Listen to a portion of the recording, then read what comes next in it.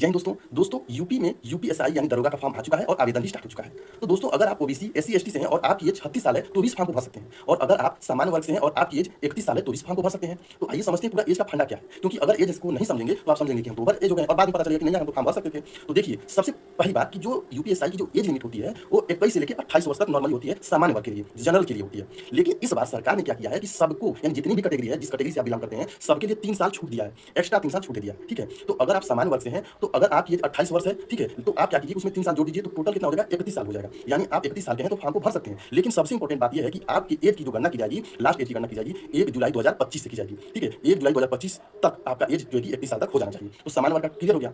अगर आप OBC SC ST से हैं तो उत्तर प्रदेश में 5 साल का छूट दिया जाता है। तो 5 साल का छूट सरकार जो देती है सब जितनी भर्तियां होती हैं उत्तर प्रदेश में, और प्लस 3 साल का और एक्स्ट्रा छूट दे दिया गया, तो टोटल 8 वर्ष का हो गया। तो 28 और 8 कितना हो गया, 36 हो गया। यानी कि अगर आप ओबीसी एससी एसटी से हैं और आपकी एज 36 साल है तो इस फॉर्म को भर सकते हैं। लेकिन आपकी एज की गणना 1 जुलाई 2025 को की जाएगी। ठीक है, और सबसे इंपॉर्टेंट बात ओबीसी और ईडब्ल्यूएस के लिए कि अगर आपके पास सर्टिफिकेट पुराना है तो इस फॉर्म को नहीं भर पाएंगे। तो आपका सर्टिफिकेट कब से कब रहना चाहिए, तो आपका सर्टिफिकेट 1/4/2025 और 11/9/2025 के बीच का होना चाहिए। तो जल्द से जल्द इस सर्टिफिकेट को बनवा लीजिए और इस फॉर्म को भरिए। आई होप ये जानकारी आप लोगों को अच्छी लगी होगी। जय हिंद, जय भारत।